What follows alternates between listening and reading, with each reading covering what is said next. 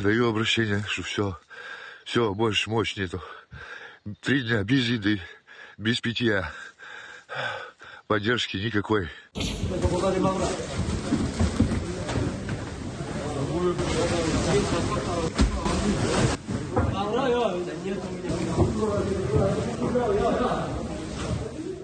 지금은 극동 지역에 이제 일단 선발대가 가 있는 상황인데, 그럼 이제 후발대가 계속 들어가면서 아마도 이제 격전지 쪽으로 배치되지 않을까. 지금 가장 러시아가 좀 애를 먹고 있고 수복하려고 하는 곳이 쿠르스크이기 때문에 그쪽으로 가게 되지 않을까라는 전망들을 전문가들이 하고 있는 상황입니다.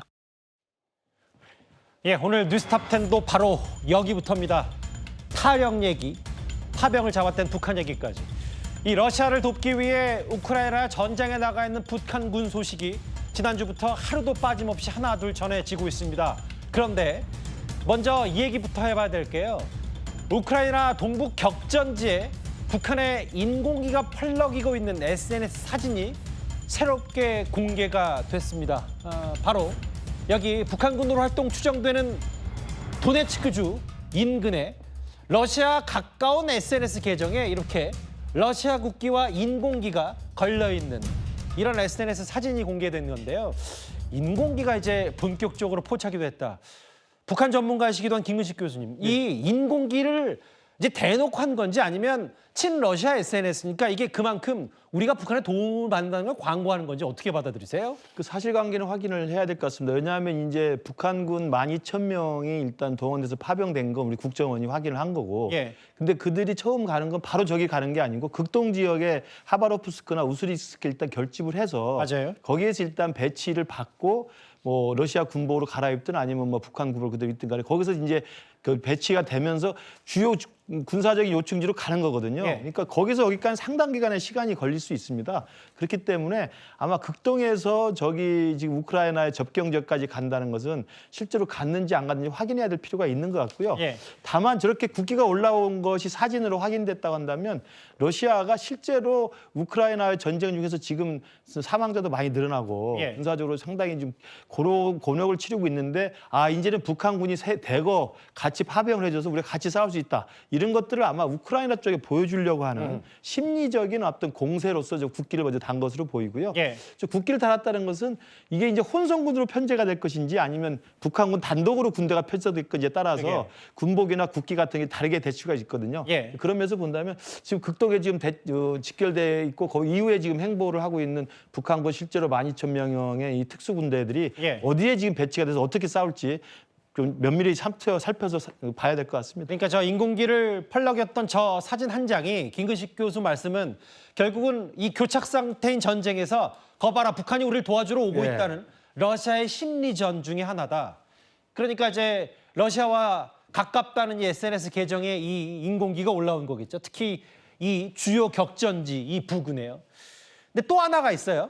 인공기 말고도 북한이 정말 이 우크라이나 전장에 파병됐는지를 알 수 있는 부분. 김금혁 보좌관님. 사실 북한이 최근에도 한 일주일에 한 번 정도 때 되면 이른바 오물풍선을 부양해서 우리 쪽으로 날려보내는데 여기 보면 실제로 북한이 군사용 오물풍선을 준비해서 여기는 좀 더 실제 전쟁 수준이니까 화생방 목임나 부입 트랩을 달고 오물풍선을 띄울 수 있다. 이런 가능성도 있는 것 같습니다. 네, 그렇습니다. 북한이 현재 사용하고 있는 오물풍선은 흔한 말로 가성비가 상당히 좋습니다. 그리고 북한군은 본인들이 사용하고 있는 그 오물풍선의 효과에 대해서 상당히 만족을 하고 있는 것 같고요.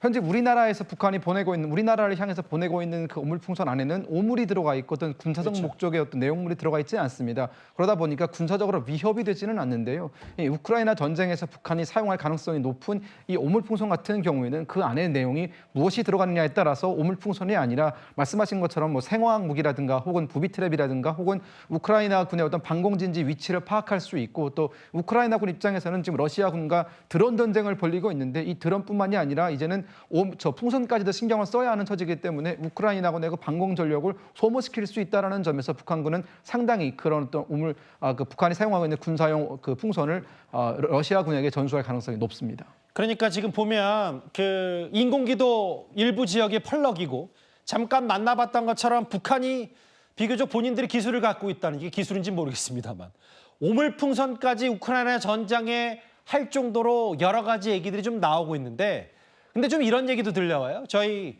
지난 주말에 외신을 통해서 북한 억양의 한국말이 들려왔었잖아요. 사실 어제. 네. 그러니까 저희도 전해드렸다시피. 그런데 이제 김근엽 보좌관님. 실제로 이거 우크라이나의 현지 매체 보도긴 한데 북한군 18명이 탈영을 하면서 밥 달라, 밥이 없어서 탈영을 했다는 얘기까지 전해집니다. 네, 그렇습니다. 이 해당 소식을 전한 언론은 키이우 인디펜던트라고 하는 현재 우크라이나에서는 그 우크라이나 러시아 전쟁을 가장 비중 있게 보도를 많이 하고 있는 그 주요 언론이 보도를 한 내용인데요. 북한군 병사 18명이 탈영을 했다는 소식은 약 일주일 전에 이미 전해드린 바가 있습니다. 예. 그리고 그 18명이 이제 러시아군에 다시 붙잡혔다라는 소식이 들려오고 있는데요. 그 붙잡혔다라는 소식과 함께 들려오고 있는 것이 이들이 왜 탈영을 했는지가 속속 전해지고 있습니다. 초기에 알려진 바로는 이들이 어떤 전투를 회피해서 탈영을 했다라고 알려져 있었으나 사실 실상은 그게 아니라 이들이 어떤 주둔지에서 간단한 약식 훈련만 받고 어떤 뭐 보급이라든가 이런 것들이 전혀 이루어지지 않은 상태에서 며칠 동안 방치되어 있다 보니까 배고픔을 이기지 못해서 결국 주둔지를 벗어날 수밖에 없었다라는 것이 그 키이우 인디펜던트의 보도입니다. 그 보도가 사실이라면 현재 우크라이나에 파견되어 있는 그 전선에 나가 있는 북한군 병사들의 현재 실태라든가 혹은 그들이 앞으로 전선에서 싸우게 될 경우 그들에게 차려질 보급 수준이라든가 이런 것들을 우리가 미리 엿볼 수 있고요. 현재 러시아는 또 러시아 우크라이나 전선에 파견될 수 있는 북한 병사들을 가장 최전선에 배치할 가능성이 높고 앞서 이 18명이 보여준 것처럼 배치는 하되 그들에 대한 어떤 책임적인 조치나 그런 것들은 상당히 미흡할 것으로 여겨지기 때문에 저는 앞으로 정말 더 많은 어떤 숫자의 북한 병사들이 고통을 받지 않을까라고 예상하고 있습니다. 김근엽 보좌관께 하나 더 질문 드릴게요. 지금 저거 잠깐만요. 그 해당 영상 한번 다시 보면 정말 북한군이 저렇게 우크라이나 전장에 파병이 돼 있는데 일부 보도를 보니까 실제로 저 영상도 있고요. 다시 좀 이 화면을 볼까요? 북한의 그 입대 기준이 키가 148cm만 넘어도 입대한다. 지금 대한민국 남성 평균 키가 한 170 초중반 정도 되니까 물론 그만큼 북한군의 체구가 작아서 저렇게 입대 기준을 낮춰놔야 누구나 입대가 가능하니까 저런 걸 알겠지만 저기 보면 앳된 군인들도 있고 실제로 체구가 작은 아무리 특수부대라지 하지만 저게 실전에서 어떻게 영향을 미칠지 저는 좀 가늠이 안 되거든요. 일단 지금 러시아에 파견된 북한군이 대부분 북한에서는 가장 최정예라고 부르는 일명 폭풍군단 소속 병사들 아니겠습니까? 그 폭풍군단이라고 하는 것은 북한에서조차도 선발될 때에도 어떤 체력이라든가 키라든가 이런 것들을 상당히 고려를 해서 선발을 한단 말이죠. 하지만 우리가 영상에서 확인할 수 있듯이 그렇게 북한이 최정예라고 뽑아놓은 병사들조차 165 혹은 170 이상을 넘는 병사들을 우리가 정말 찾아보기 어렵습니다. 그리고 그들의 어떤 외형을 봤을 때 그들의 영양 상태라든가 혹은 그들이 보급을 얼마나 잘 받았는지를 우리가 여실히 잘 볼 수 있는 부분이기 때문에 저는 현재 지금 북한이 파병하고 있는 이 북한 병사들의 어떤 여러 가지 상황이 전투력이라든가 혹은 여러 가지 면에서 오히려 우크라이나 군보다 못할 수도 있다라는 생각. 즉 뭐 말만 특수부대지 사실상 그 전투력이라든가 유지력이라든가 그런 것들을 봤을 때는 과연 그렇게 겁을 낼 만한 상대인가라는 생각도 듭니다. 뭐 인공기도 펄럭였고 뭐 오물풍선까지 본인들이 기술이 있다면 좀 얘기하려고 하는데 글쎄요. 식량이 없어서 18명이 탈영했다는 우크라이나 매체 보도까지 나왔습니다. 잠시만요. 지금 이 시각 북한 평양으로부터 속보가 들어왔습니다. 제가 한번 읽어봐야 될 것 같습니다. 최근에 저희 뉴스탑10 이 시간에 이제 북한 김여정의 성명들이 속속 들어오고 있는데 북한 얘기는 뭐냐면 우리나라와 우크라이나를 싸잡아 비판한 것 같습니다. 아예 대놓고 정신 나간 것들이라고 얘기를 했는데 김여정의 얘기는 핵 보유국을 상대로 군사적 도발을 한다. 위험천만하다라고 하면서 핵 보유국을 상대로 도발한다. 이제 본인들은 핵을 갖고 있다는 얘기겠죠. 우리나라와 우크라이나로 예외가 없을 것이다. 하나 더 있는 것 같습니다. 한국 군부의 주권 침해, 극악무도한 도발이다. 아마 주권 침해라는 게 최근에 우리 정보 당국이 북한군이 러시아에 파병 가는 걸 포착한 여러 가지 것들을 얘기하는 것 같은데 김근식 교수님. 저 얘기인 즉슨 북한이 지금 사실 우리 정보 당국이 러시아 파병 소식을 미리 알린 이후에 별다른 반응이 없는데 반대로 얘기하면 김여정 얘기는 우리가 파병했다는 걸 시인한 겁니까? 어떻게 받아들이세요? 그러니까 애매한 표현입니다. 일단 우리가 또 우크라이나가 군사적 도발을 하면 핵 보유 국가에 대한 도발이기 때문에 가차없이 뭐 한다는 건데 지금 우크라이나가 북한군하고 실제로 싸우고 있다는 것을 지금 전제하고 있는 것인지 예. 그렇다고 또 우리가 우크라이나에 지금 파병을 한 북한의 군 파병에 대해서 우리가 강력하게 규탄하고 있지만 예. 우리가 실제로 그 전쟁에 직접 개입하는 건 전혀 아니거든요. 그렇다고 하는데 지금 김여정 부부장 이야기는 우리 한국이나 우크라이나가 자신들에게 도발했다고 하니 예. 적반하장도 좀 너무 과한 거라고 생각이 들고요. 예. 그 상황에서 또 핵보유국이라는 자랑을 하고 있는 걸 보니까 저게 지금 우크라이나 전쟁에 북한군이 파병을 했을 때 북한이 노리는 것은 이러저러한 다각도의 그 계산이 있겠습니다만 가장 일차적인 것은 경제적인 이익이 제일 크지 않겠어요? 군대를 보냈으면 일단 돈을 받을 수가 있으니까 그렇죠. 지금 북한에게 그 필요한 외화를 벌 수 있다는 측면에서 자신의 병사들을 저렇게 총알바지 비슷하게 내보내고 있는 건데 예. 그걸 핵보유기라고 자랑하면서 한국과 우크라이나에 대해서 저렇게 큰 경고장을 보낸다는 것은 정말 북한이라는 나라가 자신의 군인을 어떻게 보고 있는지 그리고 그 상황에서 적반하장격으로 한국과 우크라이나에게 아무런 우리가 행동 조치나 공세적인 공격적인 말이나 행동 조치를 안 했는데도 불구하고 우리가 파병을 한 것도 그렇게 아니잖아요. 말입니다. 사실. 예. 정말 웃을 수밖에 없는 정말 그 헛웃음이 나올 수밖에 없는 이 성명이어서 지금 북한이 바짝 이 부분에 대해서 신경을 많이 쓰고 있고 예. 그다음에 지금 공식적으로는 북한이 러시아에 파병했다는 걸 인정하지 않고 있거든요. 예. 그러면서 본다면 지금 파병은 공식 인정 안 한 상태에서 저런 이야기 하는 걸 보니까 아마도 우크라이나나 한국의 이 파병 문제에 대한 규탄 목소리에 상당히 신경질적인 반응을 보이고 있는 게 아닌가 이렇게 싶습니다. 몇 가지 김여정의 메시지가 추가된 걸 제가 읽어보면 뭐 이거 기존에 제가 읽었던 것 말고도 뒷수습이 불가능한 망발을 내뱉었다. 우리나라와 우크라이나를 동시에 함께 싸잡아서 비판한 메시지를 냈고요. 또 하나 있는데 제가 이 시간에 김여정이 유독 또 원색적인 비판을 많이 하는 것 같아서 미국이 일러낸 버릇 나쁜 개들의 공통점이다라고 하면서 한국, 우크라이나, 미국을 한번 싸잡아 비판하고 러시아와 군사 혈맹을 강조하고 대신 이 파병 소식이 나온 미묘한 시점에 이런 얘기를 했다. 그러면서 본인들이 핵 보유국임을 자랑도 했다. 예. 속보 몇 개 같이 좀 얘기를 해볼 텐데 김부현 보좌관님. 네. 근데 이런 거잖아요. 여기 보면 실제로 체구가 작은 특수부대 엔진 뭔지는 알 수 없습니다만 파병을 했는데 밥 안 줘서 탈영했다는 보도 나왔고 다음 화면을 볼게요. 북한군 월급이 러시아에 파병된 북한군 월급이 약 276만 원. 아까 김근식 교수께서 김여정이 저 얘기를 한 이유, 러시아 파병의 당위성이 외화벌이 러시아로부터 뭐 기술을 받든 돈을 받든 여러 물적 지원을 받아야 되니까 276만 원을 러시아로부터 받으면 이게 고스란히 정권으로 가는 모양입니다. 네, 그렇습니다. 현재 그 276만 원이라는 돈 그리고 러시아 병사가 받는 월급의 차이가 조금 숫자가 차이가 나는데요. 북한군이 어느 편제에서 싸우느냐에 따라서 그 금액의 차이가 조금 있을 것 같습니다. 보도한 바에 따르면 러시아군 편제에서 싸우게 될 경우 러시아군이 받게 되는 월급을 그대로 받을 수 있고요. 공동 편제로 싸우게 될 경우에는 아마 말씀드린 276만 원 정도를 받을 거로 예상이 되는데 사실 이 숫자는 중요한 게 아니고요. 방금 김근식 교수님께서도 말씀을 하셨지만 결국 북한의 이 북한군의 우크라이나 파병의 가장 핵심은 이 돈입니다. 북한 병사들의 목숨을 인질로 김정은은 지금 본인의 정권을 유지하기 위한 그리고 현재 처해 있는 여러 가지 경제난이라든가 등등의 어떤 어려움을 극복하기 위한 그 돈을 벌기 위해서 병사들을 죽음의 어떤 그 사지로 내몰고 있다라는 것이 지금 현 시점 일어나고 있는 모든 일의 핵심이라고 우리가 말씀을 드릴 수 있습니다. 즉 이런 식으로 표현을 하면 됩니다. 우리가 베트남전에서도 파병을 한 적이 있습니다. 한국군을. 그때 우리가 베트남전에 한국군을 파병할 때 우리는 그 어떤 미국으로부터 지원받은 돈으로 대한민국의 어떤 부강한 어떤 미래를 만들어냈는데 일조했습니다. 결국 그 돈이 우리나라의 여러 가지 어떤 공업 기술이나 고속도로를 만들었고요. 지금 현재 대한민국의 발전을 만드는데 크게 이바지했습니다. 어떤 개인의 이익과 어떤 특정 집단의 이익이 아니라 전체적인 대한민국의 국익을 위해서 쓰였습니다. 하지만 현재 북한이 하고 있는 저 파병은 오직 김정은 개인만을 위한 그리고 김정은을 위시한 북한의 어떤 그 독재 그 세력을 위한 어떤 돈으로 쓰일 뿐 북한 주민에게 돌아가는 돈이 결코 아니고요. 저 돈을 받았다고 해서 병사들 가족에게 돌아가는 돈도 결코 아닙니다.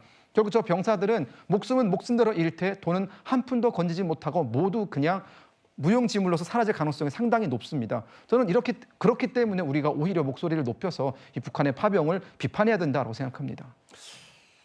잠시만요. 그런데 속보 몇 가지가 들어온 것 중에 좀 눈에 띄는 게 있어서 김근식 교수하고 잠깐만 저 얘기를 하려고 해요. 북한의 김여정이 우리와 우크라이나를 싸잡아 비판함과 동시에 어제 그러니까 10월 21일에도 본인들, 그러니까 북한 땅에 한국 쓰레기를 들이밀었다. 최근에 아마 기억하실 거예요.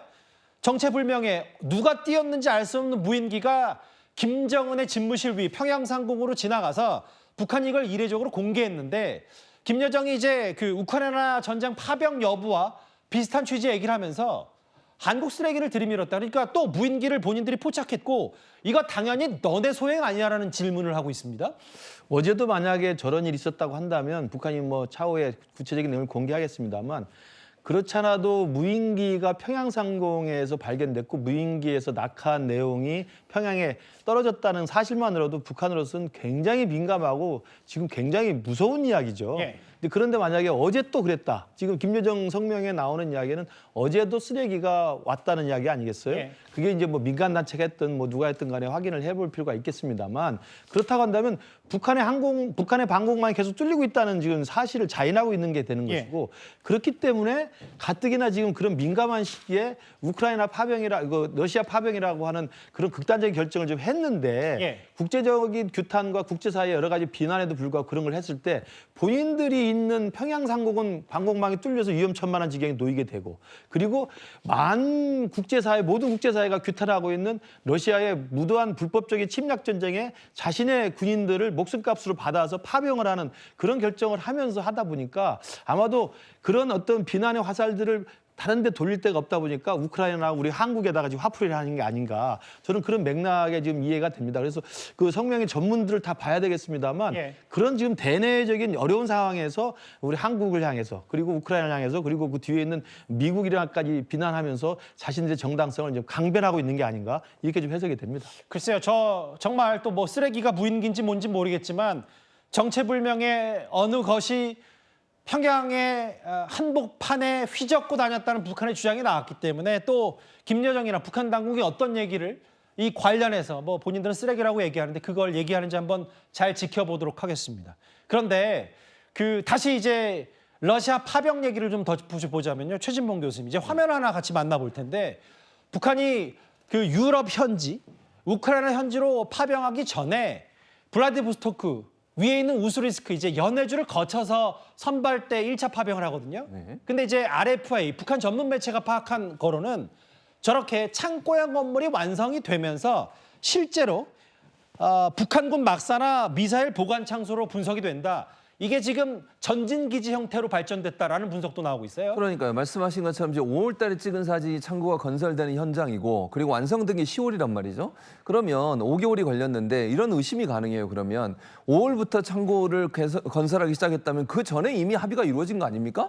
북한 입장에서는 북한이 러시아의 군사를 파병하거나 아니면 미사일을 지원하는 것을 이미 그 전에 예전에 푸틴이 김정은 만나러 가가지고 이미 그때부터 협의가 되고 논의가 됐고 그걸 착착 준비하면서 5월부터 준비를 해왔을 가능성이 있어요. 얼마나 주도 면밀합니까? 그러니까 북한의 입장에서는 저걸 그냥 지금 와서 뭐 김여정이 저렇게 이상한 소리 하는데 기본적으로 러시아와 북한이 이미 합의가 된 상태에서 아주 오래전부터 착착 진행온 과정이 아니겠나는 생각이 들고 저는 둘 다 갈 수 있다고 생각해요. 예를 들면 병력도 파견하고 미사일도 제공하고 지난번에 푸틴하고 김정은이 왔다 갔다 하면서 러시아에 가서 최신 무기나 어떤 최신 무기의 기술을 김정은이 배우고 싶다고 얘기했고 푸틴은 가서 재래식 무기들 있잖아요. 북한이 뭐 맨날 개발하는 미사일 이런 거 가져와서 본인의 전쟁에 사용했을 가능성이 충분히 저는 있다고 생각합니다. 그래서 저게 단순히 미사일, 병력 두 개가 다 뭐 북한으로부터 러시아에 넘어갔을 가능성도 우리가 얘기해 볼 수 있다. 그런 점에서 대단히 위험한 행동을 지금 북한이 하고 있는 것이라고 볼 수 있겠습니다. 저렇게 뭐 전진기지 형태의 가까운 이제 북한과 가까운 러시아 영토에 저런 그 건물들을 지어 놓은 것 아니냐.